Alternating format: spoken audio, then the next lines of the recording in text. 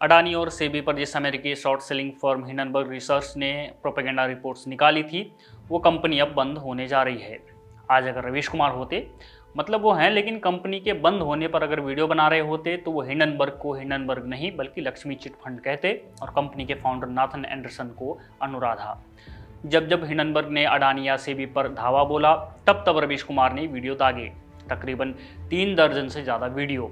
अब इन दर्जनों वीडियोस के पीछे रवीश कुमार की क्या डील रही होगी यह तो हम नहीं बता सकते हैं, लेकिन हाँ, एक बात तो तय है कि उन्हें वीडियो बनाने के लिए खूब कंटेंट मिला था, जिसे लाखों लोगों ने देखा भी और यूट्यूब से पैसे भी बने ही और लगे हाथ इकोसिस्टम का काम भी हो गया। लेकिन अब आगे क्या, फिलहाल ये सवाल बना रहेगा। रवीश कुमार ऐसे अकेले व्यक्ति नहीं थे।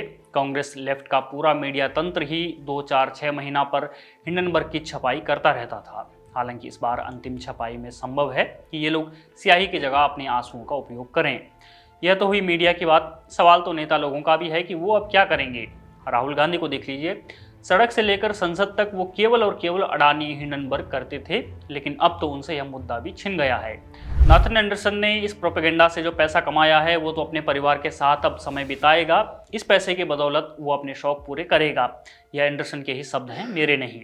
ऐसे में सबसे बड़ा झटका तो असल में कांग्रेस पार्टी को और राहुल गांधी को ही लगा है, क्योंकि हिंडनबर्ग के कारण तो भारत को और भारत सरकार को घेरने का प्रोपेगेंडा करते थे।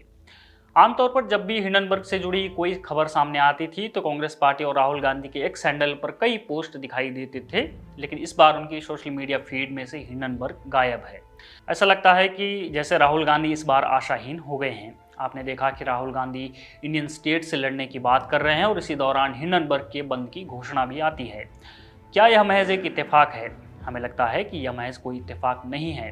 कल राहुल गांधी के वक्तव्य में एक तरह की खींच दिखी। शायद हिंडनबर्ग के बंद होने की बात उन्हें आधिकारिक घोषणा के पहले ही पता चल चुकी थी और उनके मन में यह मलाल पैदा हुआ जिसके सहारे वे भारतीय अर्थव्यवस्था को झकझोरने की लगातार कोशिश कर रहे थे, वही अब नहीं रहा। और ये मलाल शायद यह सोचते हुए दोगुना हो गया होगा कि अमेरिका में बाइडेन भी सत्ता में नहीं रहे। आपको याद होगा कि ब्रिटेन में बैठकर उन्होंने अमेरिकी सरकार से अपील की थी कि वो भारत से मोदी को हटाकर तथाकथित सच्चे लोकतंत्र की स्थापना करे।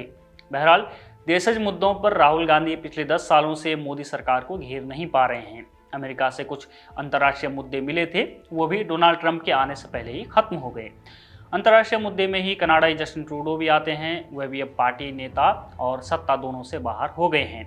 मालदीव के राष्ट्रपति मोहम्मद मुइज़ू का उदाहरण हमने देखा ही है कि कैसे वो भारत के खिलाफ जाते हैं और जब उनके देश की आर्थिक हालात बिगड़ते हैं तो फिर वो भारत के साथ खड़े होते हैं। अपने देश में हमने देखा ही है कि विपक्ष कहाँ खड़ा है।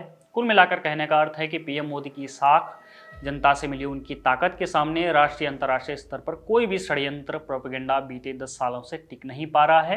हिंडनबर्ग इसका ताज़ा उदाहरण है।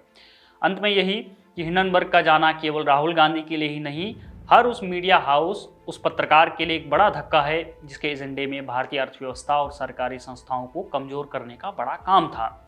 हम तो यही कहेंगे कि ईश्वर इस इकोसिस्टम को यह सदमा बर्दाश्त करने की शक्ति दे, जिसका फिलहाल कोई चांस नहीं दिख रहा है। बने रहिए हमारे साथ, देखते रहिए द पैम्फलेट।